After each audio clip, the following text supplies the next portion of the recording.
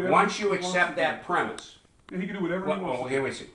Once you accept that premise, yes, that Jehovah God, if he chose to, could be in two different places at the same time, or 3 or 4 or 5.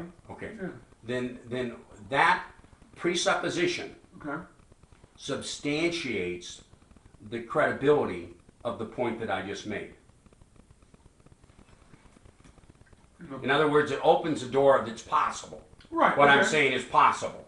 Okay. Okay. So it is possible. I'll agree with you there. Okay. Okay. Now, the thing that I have is, would they all be the same as far as knowledge is concerned? You see, they're all one. Now I know that. Let me put to you the pit. Let me point to you. Let me give you a principle here. Okay. God can never stop being God. Okay, great. So, so in all 3, he's God. But when you, let me put it to you this way. Now, is this your opinion, or are you going to give me something from the Bible? Or are you going to explain something? I'm going to use an example that's I believe is biblically based, but it's an example that you should be able to relate to. Okay. If you ever go to and you probably have, some theater. Okay. On an open stage. Okay. Not like a movie house, yeah, but an open stage. Like a Broadway theater. Yeah, like a Broadway movie. Okay. And you're watching the movie, and on the same stage, at one point it kind of looks like night. The other day it might look like summer day. At the other time it might look kind of reddish or bluish. And the way that that's accomplished, the way that they do that, is that if you went behind the stage and you looked up, you'd see all these batteries of lights. Okay, some would have what they call red gel in them. Some would have green gel. Some would have blue gel. Some would be no gel at all.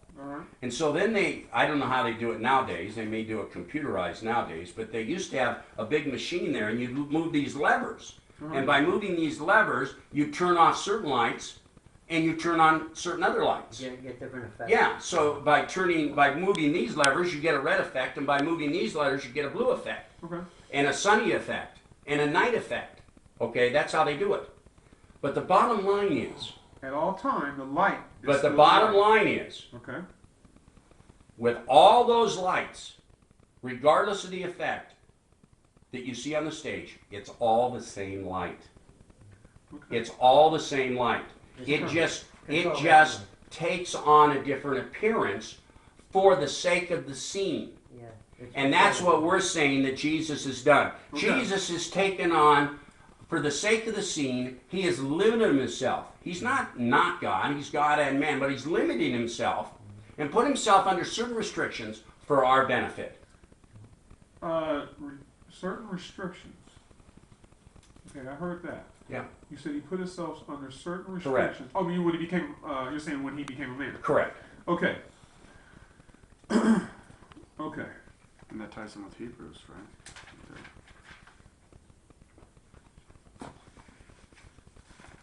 Another point that bothered me too, a lot of times, when Christ died on the stauros, which means upright stake or pole in Greek, who resurrected him? If he was the Father, it says in Ecclesiastes 9, 5, and 6, the dead are conscious of nothing. So that means that one third of the Godhead was dead. And the other 2/3 resurrected him. That's what we'd have to say. And that's really not rational thinking. But well, I agree with you, and that's why I don't accept that premise. And I think that certain theologies might accept that premise within Christianity, but I don't.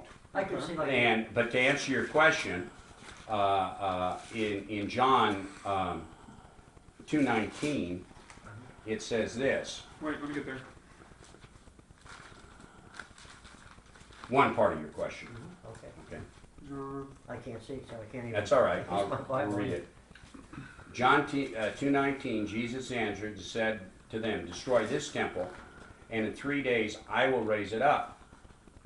The Jews then said, "It took 46 years to build this temple." They were thinking of the actual temple. Jesus was talking about his life. Right. Yeah. And will you raise it up in 3 days? But he was speaking of the temple of his body. So in a sense, what this verse is teaching is that that Jesus would raise his own himself Yeah, up getting back to omnipresence. from the dead. Yeah. But the problem with that is view, which is my view. The problem with that view is I can turn to other verses that teaches that Jehovah, the Father, raised him from the dead. And I can show you some other verses that teaches the Spirit rose him from the dead. So therefore, again, because all three of these people are saying the same thing about the same event, it supports my view that within the nature of the one God, we have three persons, and those three persons are the one God. I see. It's a deep subject. Yeah. A lot to it. I did have another question I wanted to ask. Wait, it's my turn. Okay.